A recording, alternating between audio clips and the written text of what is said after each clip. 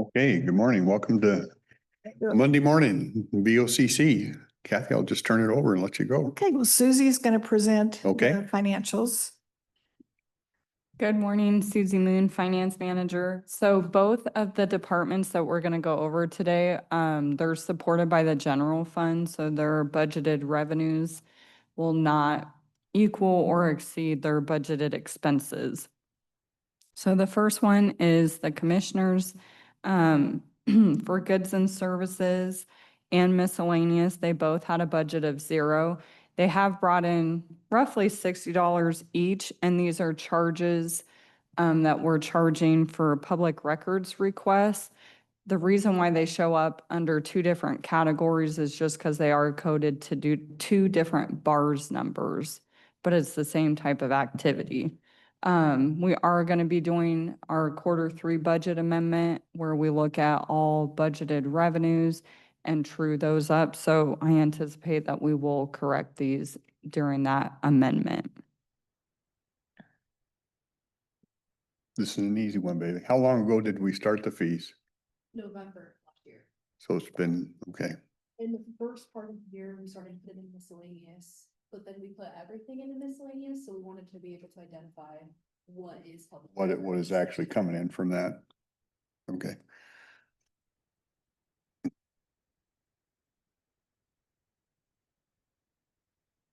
Next slide.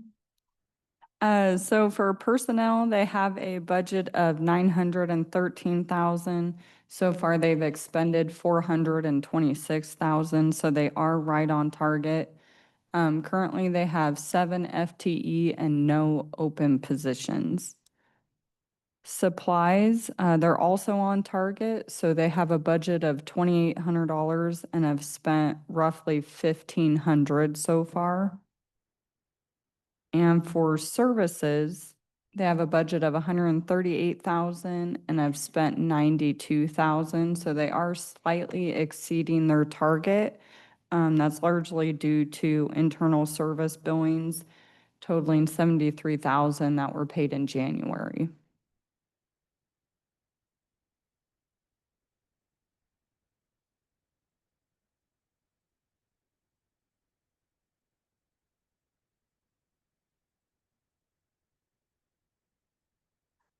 Moving on to Board of Equalization. So they don't have any revenue budgeted this year, and so far they haven't brought in any revenue. For expenses, they have a personnel budget of just shy of $22,000. So far, they've spent $6,500 of that budget. I was looking at what we spent last year. I'm anticipating we probably won't spend the entire $21,000. Last year, we spent about $10,000. They have half of an FTE currently with another half of an FTE open. Supplies, they have a $200. Oh, And that FTE is basically Purvey spends some time working with Board of Equalization, right? Mhm. Yeah. It's partly Purvey, and then they also calculate a percentage for the actual members, the members. Oh, okay. Yeah. Yeah. Oh, gotcha. Okay. So I think each one of the members, advisory members are like put in the budget at 0.25 or something like that. So that's why it's an odd number. Oh, okay. so we have a $200 supplies budget, and so far they haven't spent anything this year, so they're technically under target. Services has a budget of $2,500 and so far has spent $532. 486 of what was spent is related to the IT internal service billings. You piqued my curiosity on the members of the Board of Equalization. We actually assign an FTE to them. Do we do that with all our boards out of curiosity, or why is this one different? Only this one because it's paid. So actually, the Board of Equalization has a paid position, Mhm. position on it. Per day for the work they do? Oh, okay. Yeah, yeah. And that's all I have for you.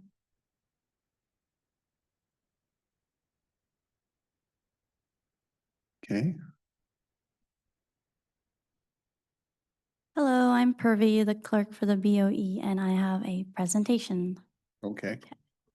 The Board of Equalization, it's where the property owners who believe their property has been incorrectly assessed by the Cowlitz County assessors, they have the right to come in and appeal to us for a change in assessment valuation.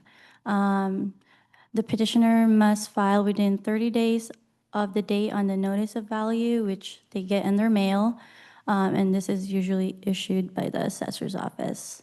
The appeal form can be found on the BOE website, and it can be submitted electronically, by mail, or in person. The BOE clerk of the board resides in the commissioner's office, and I usually maintain records of meetings. I'm the primary point of contact.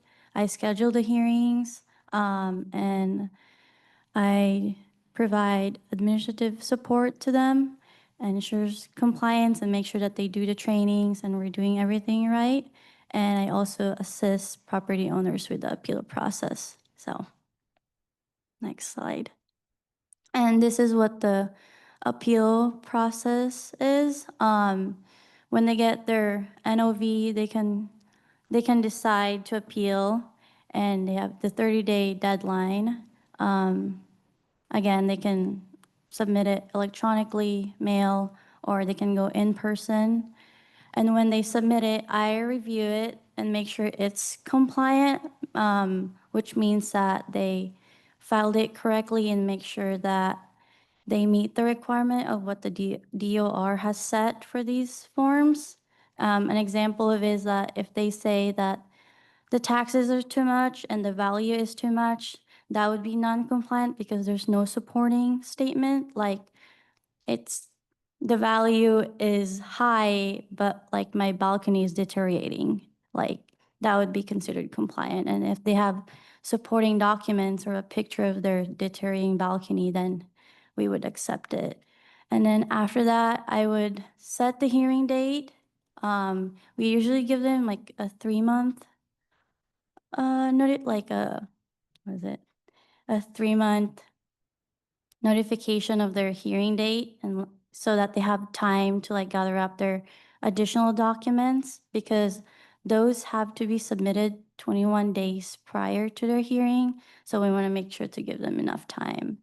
And then usually throughout that process, property owners can decide to withdraw, which happens often, or the assessors can stipulate, which means that they come to an agreement of a new value without having to do the hearing. And then if they do go through the hearing, we conduct a hearing, and after that, we do a board order, which is, the deadline is 45 days after the hearing date. And then the petitioners can appeal to the State Board of Tax Appeals if they don't agree with our board's decision. So, yeah. Any questions? On the compliance stuff, a person just can't send a note into you and say, hey, my property taxes are too high, fix it, right? Yeah, There has to be some kind of supporting thing. yeah. If they don't provide anything, I mean, when you put it in front of the Board of Equalization, do they care if there's, hey, we had 5 of them, but they never became compliant? They were just statements, or do we even worry about it? What was that? Sorry. If, when the Board of Equalization finally hears whatever gets to them, Uh-huh. do they care if, hey, maybe I had 5 of them over the time, but they never got to the point where they were compliant? They were just statements. Do they even care? Is there anything we worry about? Well, Not saying we should, I'm just they wondering. are non-compliant. I do send them a letter and give them a chance. So you Like, do try to work with them and. get- yeah, but Accept. sometimes they don't really respond back. So then I give them another letter stating that, like you have 2 more weeks to send this in and make sure it's compliant. But after that, I Yeah. usually just let it Yeah. go. So, That works. I think you probably get some initial reactions when somebody opens up a bill and goes, what? any Like I did this year.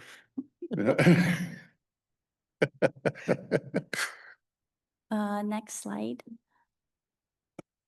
And this is the non-compliant appeals. Our target our target condition this year is to ensure that all appeals are submitted correctly. Actual condition, petitioners often struggle to understand the proper appeal process, resulting in their petitions being deemed non-compliant. In 2022, we had about 18% of those. 2023, 3%, and 2024 was about 12%. And our goal this year is less than 10%. And to meet those, our target condition, I've improved the BOE website for a more user-friendly experience. And then the online form includes examples of common mistakes to avoid, along with a multi-step guide to help them complete it correctly. And then, like I've mentioned, a letter is sent to the petitioner outlining the incorrect section and providing instructions on how to correct appeal form. So.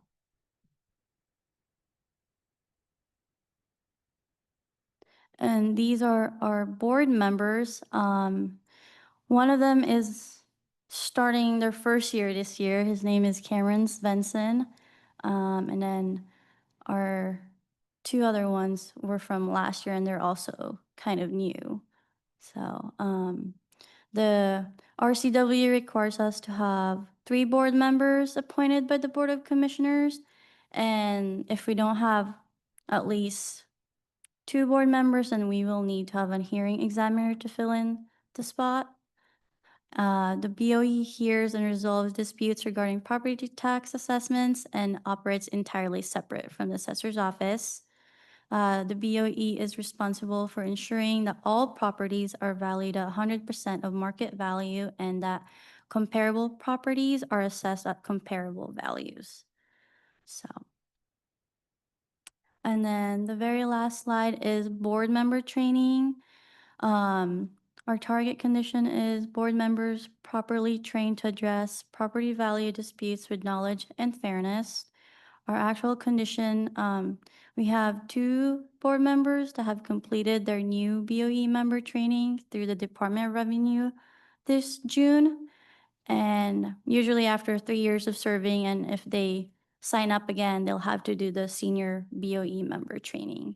And then we have a new board member, and he's scheduled to complete the new BOE member training next year. And our obstacles is that newer board members often lack the historical knowledge and training necessary to handle certain matters.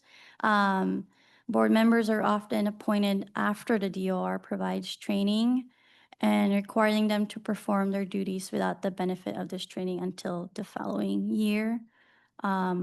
Our next steps is that when the assessors release the notice of value and send them out, we will have our preparation meetings. And then during those 3 meetings, we'll have new board introductions, swearing of oath, and the voting of the chairman and the vice chair. And then we will have to review the BOE policy and procedure because, again, we do have new members, so I kind of want to let them know what's happening and to make sure that we're following compliance, and also discuss hearing procedures so that they'll be ready and know what to do and what not to do. Lastly, the recommendation is to change the BOE members' expiration date to the end of April so that we have enough time to find and appoint new members and make sure that by the time they're appointed, they can do the the new member training in June so they can, so when the new assessment year starts, they know what to do and there's not a lack of knowledge or training. So, yeah. And that's about it. So currently there's no set time as to when we appoint these, when they're, It's July, but oh. the training is in June, so we need to have it before that. Is there anything in the interim that they can use to gather information to train prior to that training so that they at least know what they're, I usually send them the training documents that the DOR uses, but again, it's hard to understand them when the DOR isn't explaining them, and also they do a lot of breakout groups where you can talk about certain situations and that helps them out too. But I also give them the the Department of Revenue manual, and it's like an 80-page manual, so it's just better to go to the training and to like, because it's a 2-day training, and it's just to like, you know, help them understand everything. So, If the training only takes place in June, and we, Yes. like, we just appointed somebody, but they're not gonna get trained till next June. yeah, Are they allowed to sit on the board and make decisions between now and then? yes, it's kind of unclear in the manual, but as long as they have the training documents and they've reviewed that, they can go on. the training documents that you send them? Yeah, and the manual. And it kind of helps that the other two are realtors, so they kind of know what the comparable values are and what the market, what the market is, the housing market. So that kind of makes it easy for them. So, Well, it definitely sounds like we need to change the date then. That's a long time to go without. Yeah, but at least they got a couple mentors on there that Yeah. guide them. yeah, it is a long time, so that's why we're wanting to move the pointing. What's And- involved with that? Is it just us saying, yeah, that makes sense? Is it that simple?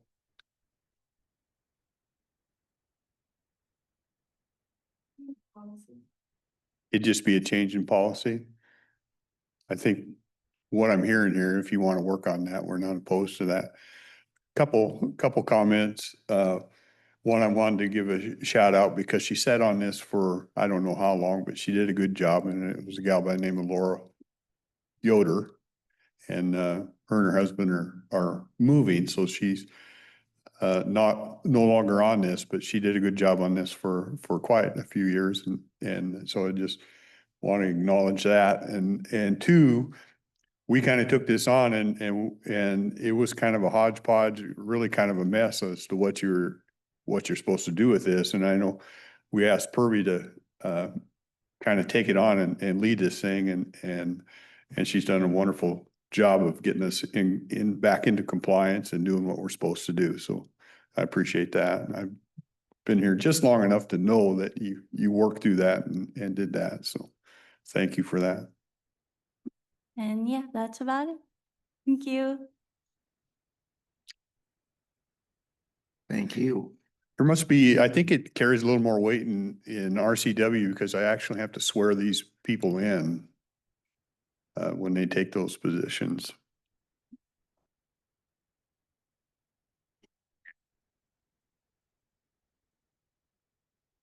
Are we on miscellaneous yet for Sure. this morning? So I have some miscellaneous. Kathy Funk Baxter, Finance Director. And I just wanted to, our budget is open in Budget Boss, and it's due August 11th. And so one of the items that I'd like to make sure that we get some additional instructions to our departments about is if they have positions funded on the mental health tax. And so my recommendation to the board is that their budgets will not have those positions in, automatically in or funded. and that instead they would have to come to the board during their workshop or we're going to have a special workshop to talk about mental health tax as well on the 16th. I've slated it for part of that day. But I'd like to just make sure that my guidelines to the departments have the board's approval to notify them that their positions are not in because there isn't sufficient funding for the entire 26-27 biennium to fund it off of what's remaining in the mental health tax right now. But they would still have options available to them. For example, if they have a vacant position, and they're willing to convert that vacant position to the same position that was funded with the mental health tax, for example, they would be able to do that through the process of our budget and requesting that. They would have to request. So that way we have an audit trail of what things are changing and everything through our budget process. And then also because the jail has the most significant amount of the mental health tax, they have about half of it. Right now, they have a little bit over 1.3 million. But most of that is to help provide the medical treatment and program. And so that's pretty much a mandated item. And if we were to keep that in the budget under what's remaining in the mental health tax, it would carry us through 26 and I'm pretty sure all the way through 27. And so I was going to leave that one in the budget since it was more of a mandated thing. And they have two positions on that, two, I think, jail officers. I'm not sure if it's sergeants or officers. So the only exception would be that I would look at jail and treat them a little bit differently because of the mandated nature. But everyone else, their positions will not be in the budget, and they have to turn around and request them or come up with a strategy. And my memo would give them there's 4 different strategies. One is move them to a vacant position. Another is if they have money in another line that they want to reduce and use that fund to fund that position. Third one would be move it to a different fund if they have something else available, or if they want to explore the option that it might be available to them to fund off of opioid. But that too is a limited term funding source. And then to also look at if they have a grant that they could apply for to fund the position, or and then finally to work with HR if they need to do a reduction in force. They just don't have any other options. So. Well, I kind of briefly read through it this morning, but in a nutshell, it just basically what we're saying is the RCW mandated stuff we're going to put priority on, and we're going to have to work through what's available for the Right. the rest. Is that a quick way to say it? Yeah. Yeah. And go through a process if they want, it's not going to be in their budget, but if they want it to still be in their budget, they need to come up with a strategy and present that to the board. Along these lines, but a different topic. I don't know if I dreamt this or if this has actually happened. Did the state say that they were gonna start paying for the Medicaid recipients in the jail while they're in there? Because right now, we cover them once they come in. Once they Yeah. come in, the state doesn't pay. There's That's been asked for a long time. I don't know if it's, I don't know if that passed. Yeah, there's a program, though, that Marin probably could tell you about. It's called, it's more related to before they release, an inmate. There's an initiative to be able to get them their medications and things like that. It's called reentry. And right now it's and that one the working of that is to get the Medicaid. So, but I'm not sure. So Marin would probably have to answer that question. And I don't know if she's on. yeah, I see she's on. Maybe she Okay. wants to. Wishful thinking on my part. She wants to. I'm sure. Hi, Thoughts good on morning. that, Marin? I had stepped away from my desk, so I'm not sure what you were asking of me.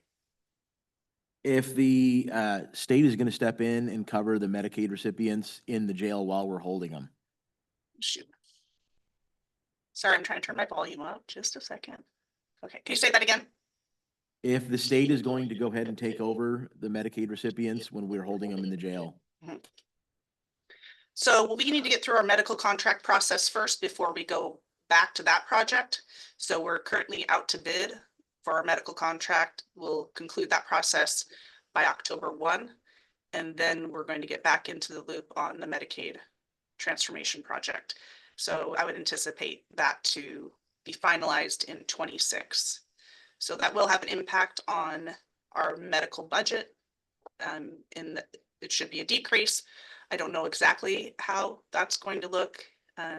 Some counties have rolled out this month, so we will have some pretty good information by the time we're ready to go as to how much it will save the county.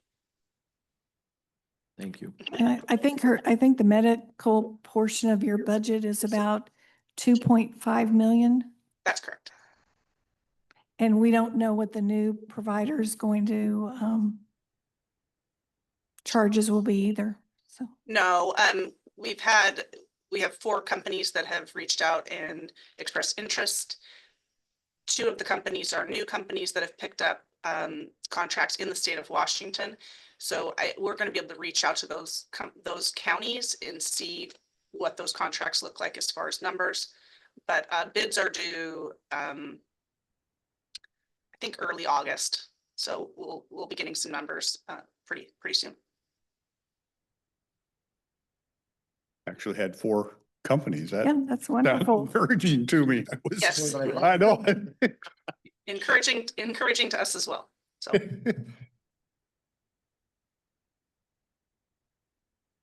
So is my approach to the mental health tax funding okay to give instructions to the departments?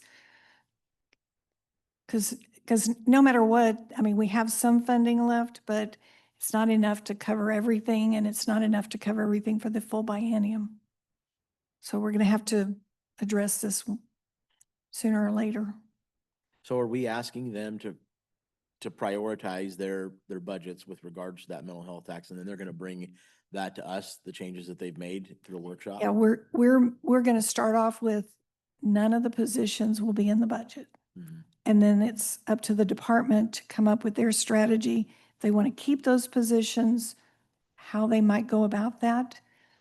The easiest way is if they have a current vacancy, that they could convert that vacancy to the position that was funded by mental health tax. It means a net of losing a position in their budget, but it means retaining a person that was on mental health tax. The one that's the largest impact is the drug court program. They currently, I believe, have 1 vacancy, but they have approximately, I think, 6 FTEs on the, somewhere in that range, 5 or 6 positions on the mental health tax. And the only position they have that's not is the manager. The manager's on general funds. So we're asking the courts to go ahead and eliminate those positions right off the get-go. Right, and then work through strategies of determining what they can do instead. They're the ones that are going to have probably the biggest obstacle in coming up with a alternative strategy to fund those positions. But we're saying that they can come back and ask for them in the normal process of requesting a position off the general fund. But general fund is, I'm trying to reduce expenses, so it's counterproductive right now. So I don't know how that's going to go. They're the ones that are going to have the largest challenge. Almost all the other ones, when we looked, they had at least 1 vacancy that they could possibly switch out if they want to. The sheriff's office has 2 FTEs that are behavioral health-related positions. They're fully funded from the mental health tax. his example is that currently I can only see one vacancy right now, and it's a deputy, and they may be in the process of filling that, but that's not enough to fund both of those positions. So each department's unique, Yeah, so. it'll be, obviously, it's a tough process for them because they have to prioritize where they think Right. what's working the best versus what they can expand. That's the difficult Right. part. But they'll have an opportunity to get before the Board of before this group, if they want on the September 16th, or whatever day their department, is assigned in the schedule. Because we have, I think I counted, I have about 14 different slots for departments to sign up for presenting their budgets. Well, I think your approach is reasonable. It's not easy, but it's reasonable. And It's not an easy. it's not a surprise. We've been seeing stuff coming down the road that we're gonna have to make some kind of adjustment.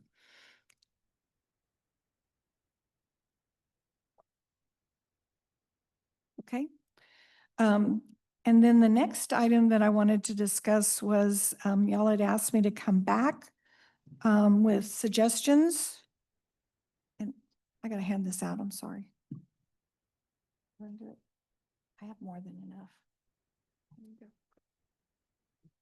I have some here, but I don't have any public audience in person.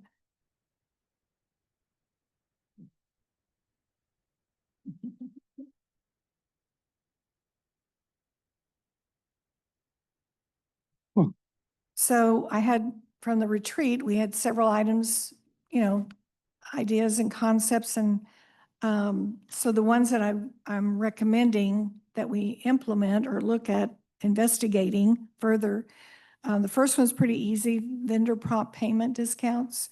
We already have, as we discussed, Carolyn's office, the auditor's office was already doing this with some of the vendors. Not all vendors will allow this, but if you pay, for example, prompt pay within 10 days, you get a 1 or 2% discount. So what I'm recommending is that we ask all departments to try and investigate implementing this if they can. I mean, not everybody can, I'm sure, but at least we put out the directive that they submit which vendors they've asked.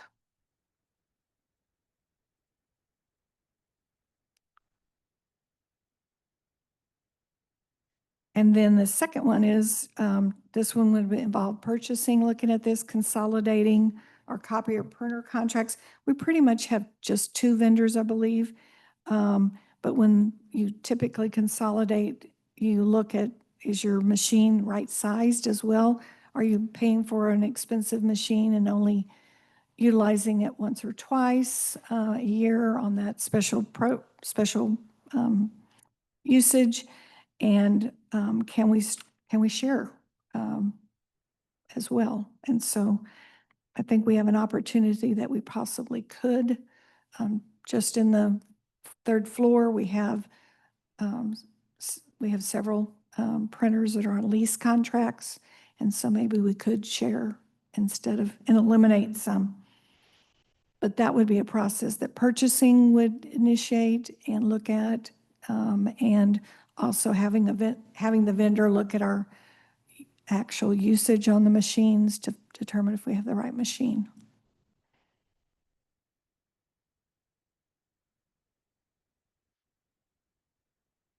Is there, should I go through every one of them, Well- or what would you like me to do? Well, I've just scanned down one and all of them. And the only one that gives me a little heartburn is, I know, we're talking about, we're not gonna fill some positions, and it's possible some people could not be here that are here now. But I struggle with changing what we do for those still here, like the benefits we offer. So this next to last one, I struggle with that a little bit. And, The last one? next to last. The bonus days accrual. Oh, the bonus days accrual. You know, the thing, I kind of, those are benefits we've set in for our people that Yeah, work I- for us. And so The suggestion is not, maybe it's not written well, but the suggestion is not to do away with it, but instead of doing lump sum on their anniversary date, they would get that benefit. It would be basically spread over the year. So instead of getting 8 hours or 24 hours all at one time, it would be, you'd get extra hours, the next month and thereafter for a period of time. How does that benefit us? Because we're still paying it out over the year. Yeah, and well, and I'm not sure, but it just, it creates if we're doing it that way instead of the 24 that comes all at one time, what we heard in the retreat was it comes in and then immediately they're over their 248 hours immediately. so this is like coming from departments telling us they Yeah, this has see been us the accrue retreat. this differently. Well, this was one of the suggestions that was brought up. Hmm? Yeah. There she is. Savannah, go ahead.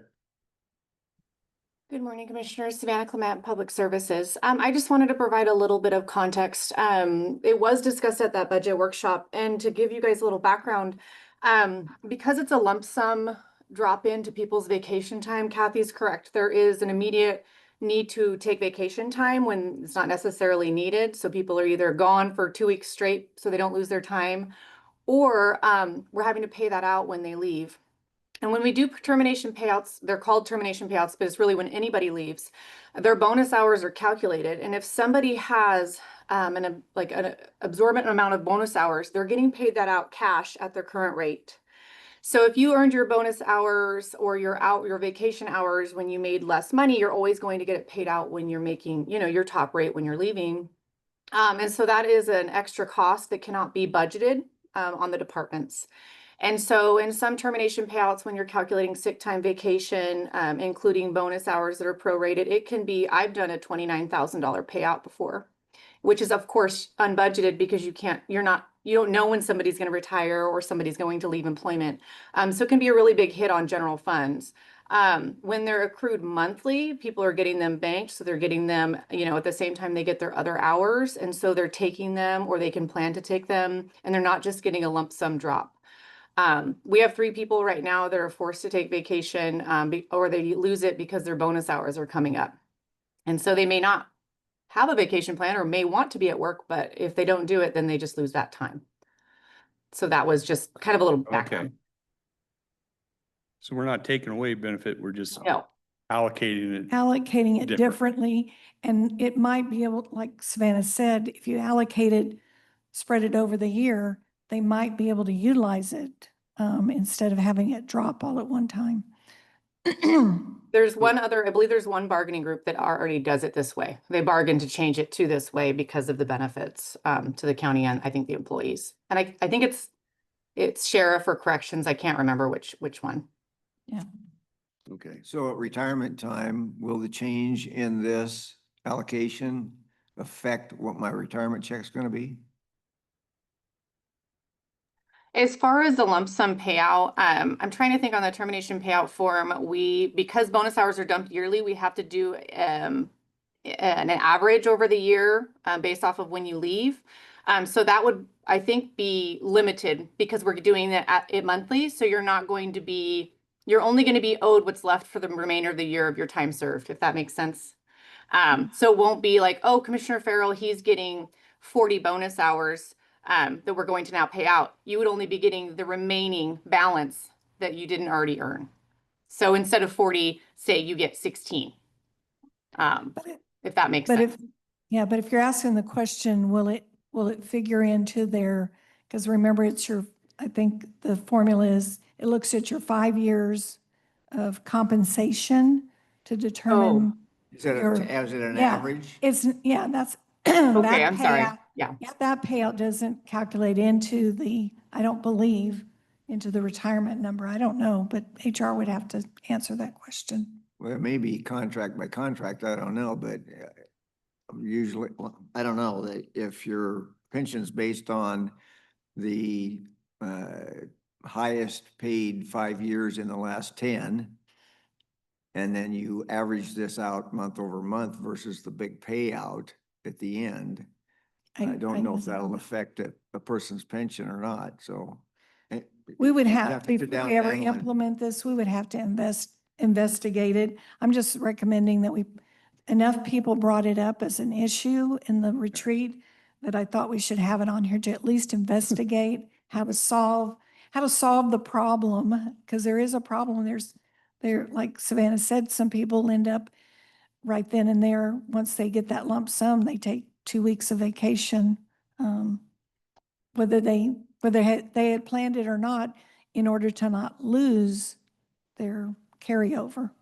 And I would have to imagine that doing it this way would also give us a little bit of respite with regards to paid family medical leave, because that's another one of those things that you can't budget for. So if we're doing it this way, instead of one lump sum, it's a drop, it might even affect have a positive impact on all the paid family medical leave that we would have to pay throughout the year. Yeah. But I'm just recommending we at least investigate it. And we also investigate, the other, there is review the caps, because everyone, regardless of whether they've been here 25 years or 2 years, have the same cap. And that might be something to help solve the issue. Is it budget saving? No, but it might be time saving and, improve a benefit. So Okay. we at least investigate it and bring it back. Yeah. Are there any other items on the list? I just gave them to you so we could talk about it again next week if you want. I have time to tell me if there's something on there. No, we don't want. They all look like good ideas, and every little bit added up. Yeah. I think will help. When we just did a preliminary estimate on, if you looked at mileage, airfare, meals, what was the other one?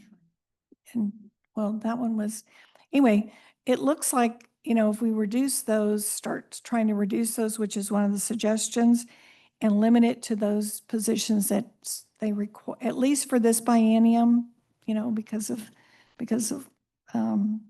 economic downturns that we're seeing, maybe could be reinstituted, but at least looking at cutting those for right now. And that was one of the suggestions that came out of the retreat, cutting travel, training, and just limiting it to positions that need their certification. So it was a good chunk. It was about, it was a little over $100,000 that we could reduce our budget. And then in training, another 100,000 possibly. So. But I'll bring this back next time, and if you want to digest it and think about it and tell me, but we'll start preliminarily investigating all of these. And I think that was it, what I wanted to bring up today in miscellaneous. And like I said, we're starting our budget calendar. Budgets are due from the departments August 11th. We will have a preliminary revenue and expenditure budget for you on September 2nd. And then we start our workshops right after that. Good. So, but you're gonna hear lots of budget stuff from me in the future. Tis the season. 'Tis the season. Thank you. Thank you. I had a miscellaneous item. My finance committee was last Thursday. I just took some notes. Of course, you can always get any of this from Deborah, but I just thought I'd share some of the highlights. We teamed up with this group called GPA in 2022. Deborah presented that to team up with them, and their government portfolio advisors is what the GPA stands for. And it's been a good marriage so far, since our total bank yield as at the end of 6/30. First off, we still keep about 35% of our funds in the pool funds with the state of Washington, which is basically, she describes it as kind of a checking account. It's just there. So, and then we invest the other 65%. We try to keep it, our average maturity right around a year. Right now, we're about 1.03 to what we do. Our yield at the end of June for our portfolio was 4.44%, which is pretty decent. We have a balance in that account right now of about 435.6 million at the end of June. And that's up from last year. We were about 408.6, and we make about 1.6 a month in interest in earnings off of that account. I think Deborah could, I'm sure she, if you wanted to sit in a meeting, you could certainly do that and listen to the advisors talk, but I think they've done a good job for her. I know their contract is coming up at the end of this year, and she'll present to us if we want to extend it, but those were just some highlights I wrote down in case you were interested. It just kind of shows, I think she's doing a great job with that.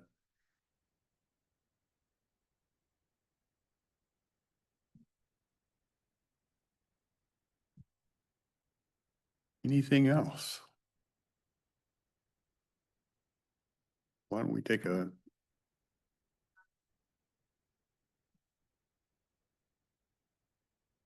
Oh, IT.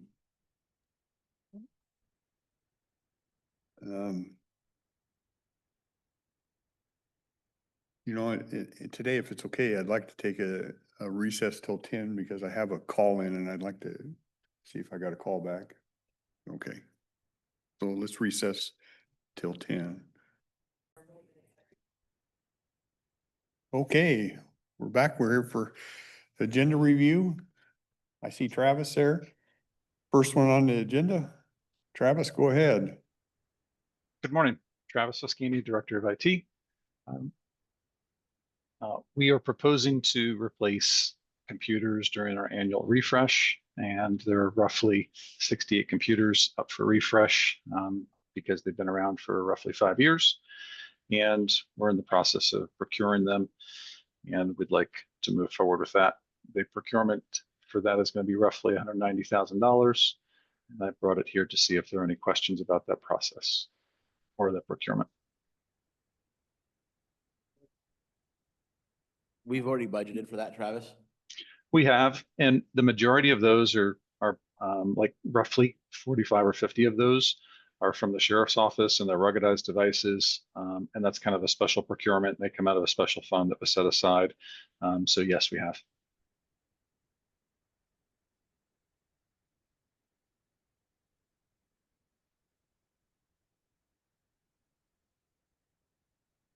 Normal routine.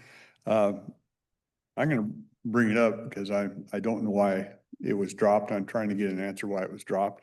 You had a contract request on here with a group.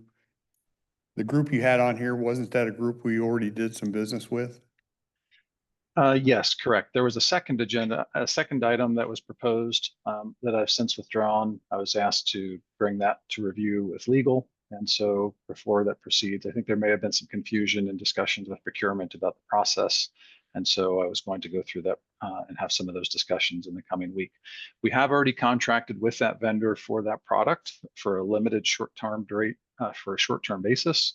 We're now talking about using that product, which we had for the use of 90 days for the next year. And that's what that other contract would be for. And that would replace an existing product that we're using today. But this is a more widely recognized product in the industry. This is a better product, and the product we're replacing, when's our contract due on that? The contract that we're replacing is due before the end of this month. So we have roughly a week before that contract is over. So it's a very short lead time. Okay.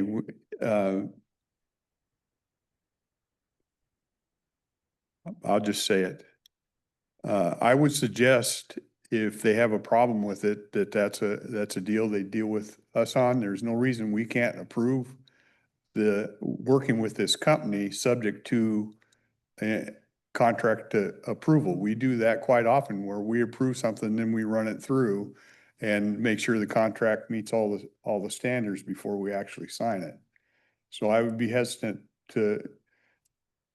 if we're replacing a superior product with an inferior, we're replacing an inferior product with a superior product that we already have 90 days of history on.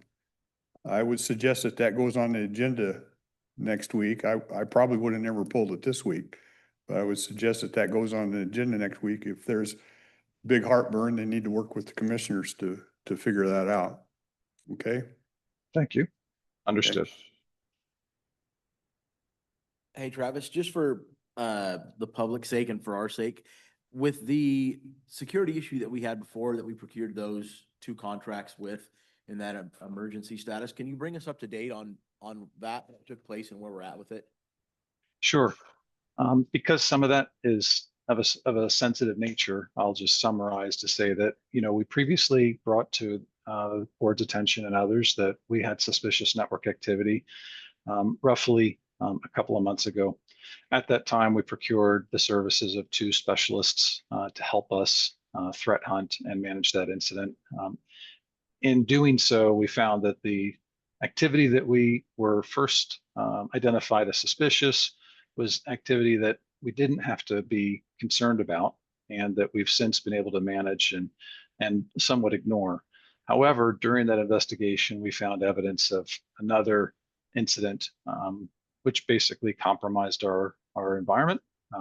There was no data loss as far as we know, but that was since remediated and mitigated as far as we can tell.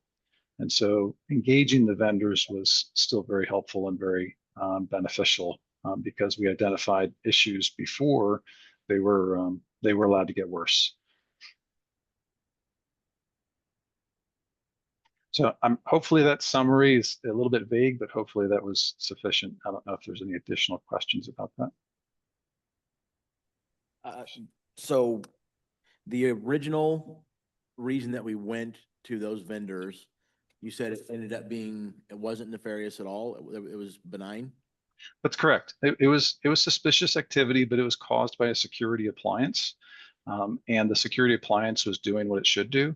But in observing the activity of that security appliance, it looked like it was malicious activity to us. And at that point in time, we started investigating. After weeks of investigation by internal experts, we couldn't identify or correlate that with the security appliance. And that's when we decided that it was appropriate. As we saw that activity escalate or increase, we thought that that was a good reason to engage an expert to help us understand that further. So have we taken measures to make sure that whatever caused that to happen to where it looked like it was nefarious is no longer, we prevented that from happening again? That specific activity, we now understand more. And so, yes, we have taken measures. We've taken a number of measures since that event and since that initial investigation to improve our overall security, identified many more where we can continue working. So yes, we have identified that specific activity and we now know to ignore it basically and separate it from other traffic, which would be worth investigating further. Okay, thank you. Commissioners, if it's Doug Jensen from the prosecutor's office, if I could interject here, I don't mean to take up your time. No, you can interject. Thank you, Chairman. So with regard to our recommendation to pull that agreement, we've met with purchasing this morning.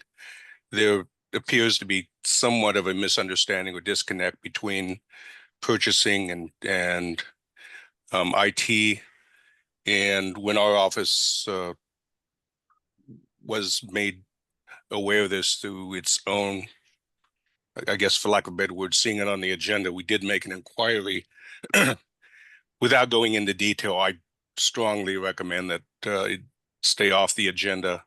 It's the nature of a services agreement. There are issues as to presenting it to the board at this time, and I'm not going to go into detail. I can bring, this doesn't seem to be the time and place for that to go into long detail. We're going to work with Travis to try to get this back on the agenda as soon as practicable. But I think that's in the best interest of both county and certainly in concert with our procurement policies. Can we not approve things subject to approval of contract? And you'll have to rephrase that for me, Chairman. I'm not sure I understand it. Well, can we not approve the movement to this vendor services subject to approval of the i's being dotted and the t's being crossed and all the questions being answered? Well, you're approving the agreement with the vendor at your level. So what should be coming before you is a consensus understanding of both the county and the vendor as to exactly the four corners of the scope of and nature of the agreement that everyone's agreeing to. So what needs to happen in the coming week is, or if there are more complications, for the parties to reach a mutual understanding of what exactly is being agreed to and all the terms and conditions. But I may ask you to discuss, if you want to do it offline, that's fine. I just need some, because we've contracted with this vendor already. So I'm trying to figure out what we missed the first time that now we're excited about.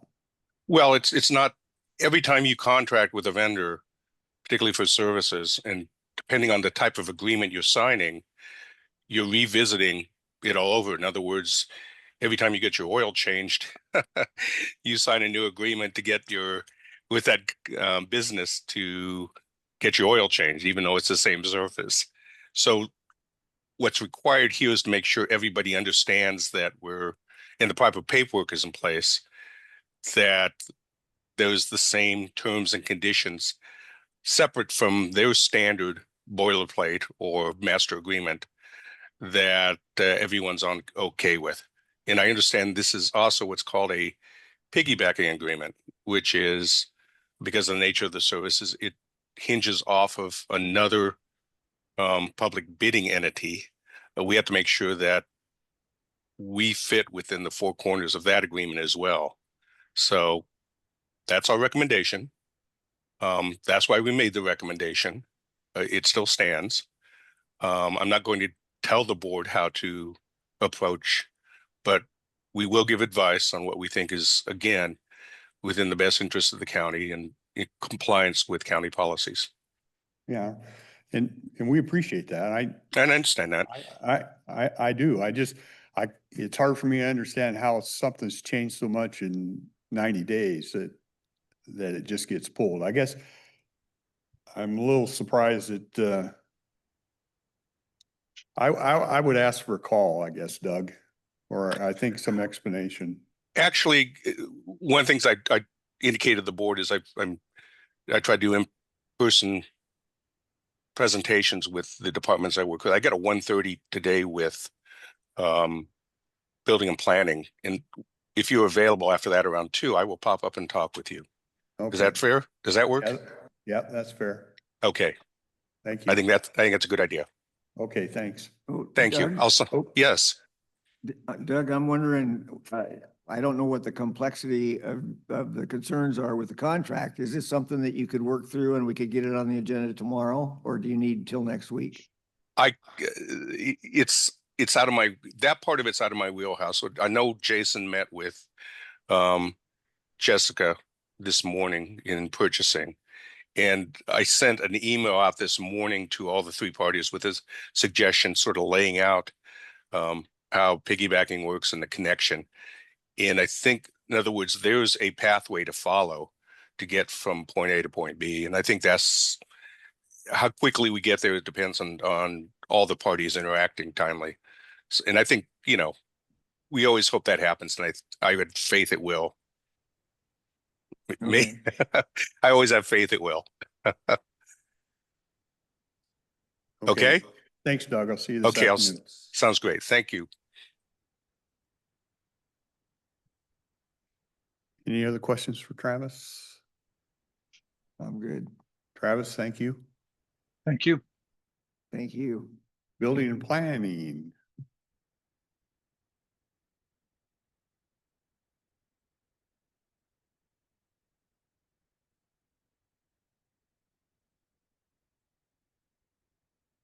Good morning, Adam Trimble, a planning manager for building planning. We've got a request to set a public hearing for a comprehensive plan map amendment. This is a recommendation from the Planning Commission. So the process is an applicant approaches the county requesting a map change. They have a concern or a need and hopefully a justification to change the rules and policies that affect their property and how it can be developed. In this case, the applicant brought their project to the Planning Commission, and the Planning Commission took a look at the area and decided that the logical change for this particular area would include a few more properties. We had a property owner in the audience that was on board, and so Planning Commission recommendation is a map change in an area north of, kind of northeast of Castle Rock on the Toutle River. And then the nearest road is Kildare Road. So the original property owner was asking to change from small holding to a rural. And in terms of development, that means your minimum lot size will actually go down from 5 acres to 2 acres. So if the request of the property owner is granted, then at least his property could be split 3 times. So one property becomes 3 properties. And with the recommendation of the Planning Commission, we would include an additional 9 properties, I believe. Let's see what it says here. Yep, an additional 9 properties in that same change so that our comprehensive plan map makes a little more sense. And with the properties owners on board, it has my support as well. I think that we can justify this change for that area, which seems to have a little bit of interest in development, maybe some development pressure, at least in the future, that could support that little slightly more intense development from 5 acre minimums to 2 acres. So that's what's on the agenda, is just a request to set a hearing for that. And then later in August, we'll have that actual hearing and you'll get to hear the full presentation, the Planning Commission recommendation. Property owner will be invited, property owners plural. So that's what we have for you tomorrow. East of Castle Rock on the Toutle River, Yeah. trying to figure out where Yeah, Kildare. so Kroll Road is the cross street. If you come off Spirit Lake Highway and you make a left, you start heading north and kind of wind up towards the upper North Fork Toutle, then there's Okay. a neighborhood up in there. Gotcha. And, All right. yeah, we've got an area that has some family holdings, and so in the comprehensive plan terms, we usually designate those as small holding, just recognizing that the families that hold those properties may not be interested in further subdividing, and they're more than likely going to hold those properties. And then we have a mixture of rural, where we've seen some smaller lots and some larger lots be developed over time. And then we have some economic resource lands, mineral resources specifically, that are associated with the Toutle River, and just recognizing that the sand and the spoils that accumulate in the river can be valuable to some people. And so we have a collection of different colors on the map that we're dealing with. And in this case, I think we can support a change for these property owners. Okay.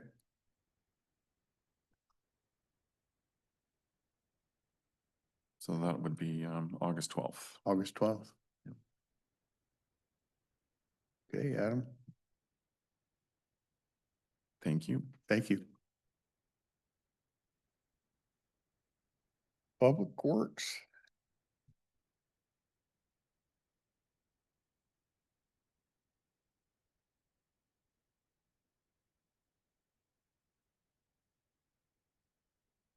Good morning, Susan Eugenius, County Engineer. Public Works also has a call for hearing. This is a amendment to the traffic code.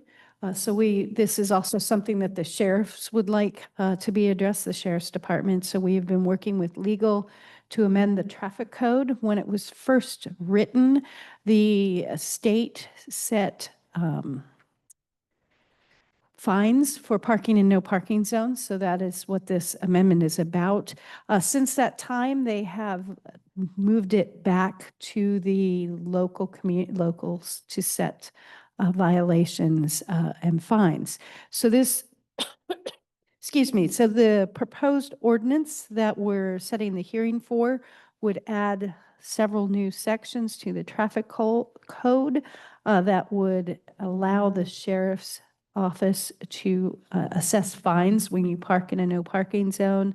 We're proposing $50 for the first violation, $100 for the second, and $200 for the third violation.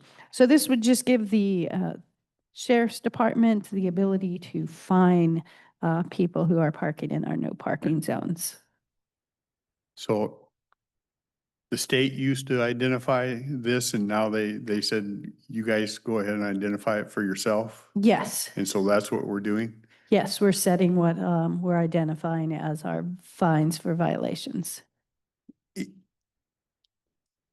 One, and I was just looking at, I had a call on noise. And so I was just looking at that ordinance and I was, comparing it to, we have a city that just made a change. And the only thing that I really noticed in there, when we set this, you said like $50, whatever those fees are, Right. you're kind of stuck there. So anytime you want to change that, say 10 years down the road, that doesn't make sense. Then you got to go in an ordinance change. Correct. And what I noticed that the city use was a first fine up to the amount of such and such, second fine up to the amount. Doesn't mean they have to charge that, but it gave them some leeway to grow. So I'm just wondering if that makes sense at all. I mean, we can talk about it during the public hearing. Yeah, we can certainly have that conversation with the sheriff's department and the attorneys and see if that's a alternative method we'd like to try. If it feels like it just gives a little more leeway for growth and saying, no, man, $50, it's not worth my time to sit here and do this, or it's not worth it's worth for me to park here. I'll pay the fine and take the chance of not getting caught. You can look at it two different ways. Anyway, that's kind of off the topic, but. And this is for the sheriff just to set the fines, not the zones where it is or is not parking. Correct. The zones are set separately. We held public hearings on those, so we have a current list of about a dozen places where we have areas, and we bring them forth to the board before we set them. We have some down in the industrial area and a few other places. I can bring you the list if you're interested. Yes. Still remember that one. Okay.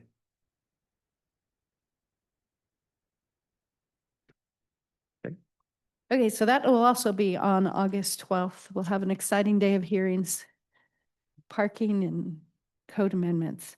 So the next item we have is Sean's item. Good morning, Commissioner Sean Rowley, Public Works. We have a call for bid for a one-time purchase of high-density polyethylene pipe, also known as HDPE pipe, if we don't want to say the big long word. We have approximately 7,300 linear feet that we're looking to purchase of both 8-inch and 6-inch pipe. These are for the landfill for gas well installations. So staff does the install on these. We make sure we have the material on hand.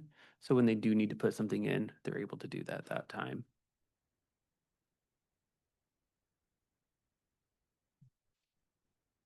Okay. Thank you. Sounds good. And the final Public Works item is number 4. It's the contract execution with Dirt and Aggregate for the 2025 guardrail project in the amount of $298,999. This was awarded on June 17th. They have completed all their appropriate paperwork, including the insurance, which is why we pulled it last week. We have gotten that issue resolved. So we're ready to move forward to sign the contract and get, this is the new installation. Just gonna say, Yeah. this is the new stuff, mainly up Kalama River Road. Yes.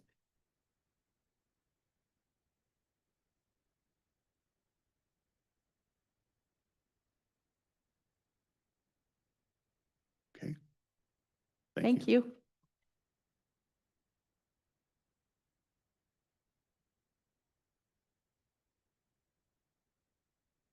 Deep Fence Center. Surprised you're over here. You got nothing going on this week.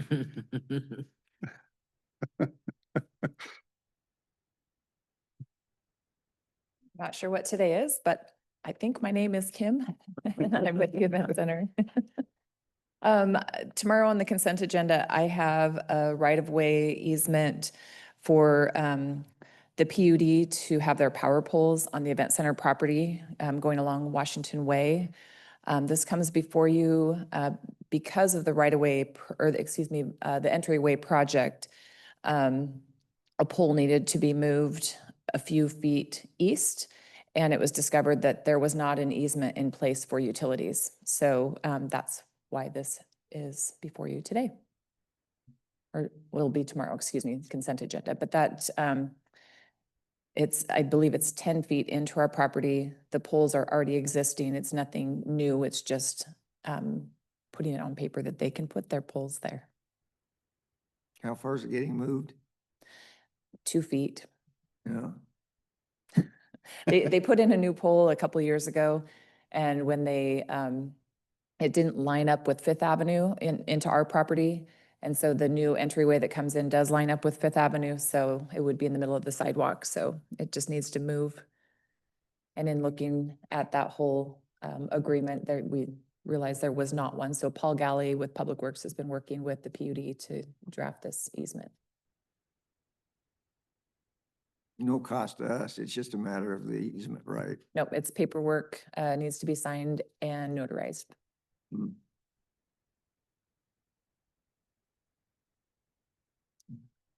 Looks pretty simple. Yep. Okay. Do I have to leave?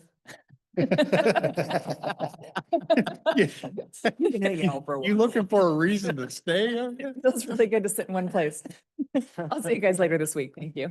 Very first person that's asked for a reason to stay. Thank you.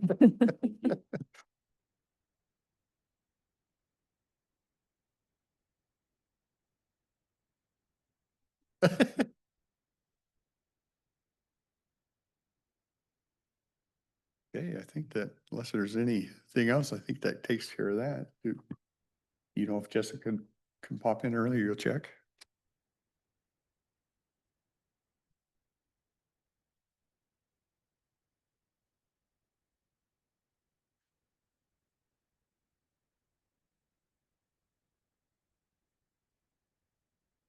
On the Port of Woodland, that letter of support, they're just asking us to say we support the project? Yeah, No strings attached, no nothing? no, nothing, just a letter of support for a project they're working on. I think we've done something for them before. We've done things for Port of Kalama, I know.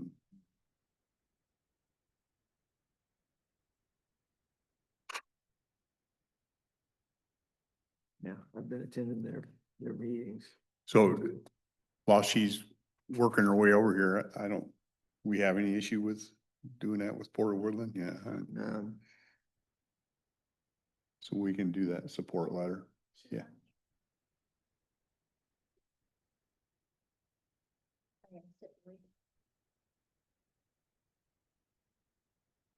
They did do a good job on all those, that Roseway business park. Looked really nice. Yeah. So Jennifer, we'll go ahead and get the letter of support down to you for your project down there. Okay, thank you. We appreciate it. And no, Okay. there's no strings attached. We're not asking for any money. We're just asking for federal funds at this point. We will We will get that written up and signed and get it to you. Okay, thank you. Okay, thank you. You. Absolutely. There she is. Good morning, Jessica Warren, Human Resources. I have one request. It's a follow-up request from the clerk's office. They're requesting to increase the step placement for their newly promoted lead deputy clerk from step 3 to step 5, which is a 5% increase based on her job performance.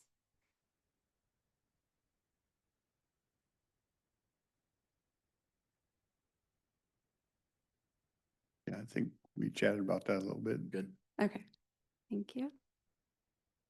And then I did have a request for an executive session, but Savannah's not here yet, so. Okay, I think she might be on her way, but I'm not sure. so.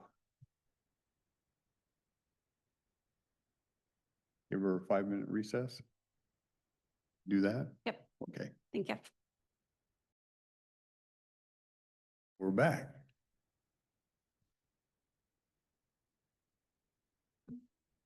I see the person we've been looking for got here. Yep, she's here. So requesting an executive session for performance of a public employee. Let's start with 5 minutes. Should be relatively quick. Okay, we will go into executive session for performance of a public employee, estimated 5 minutes. Okay.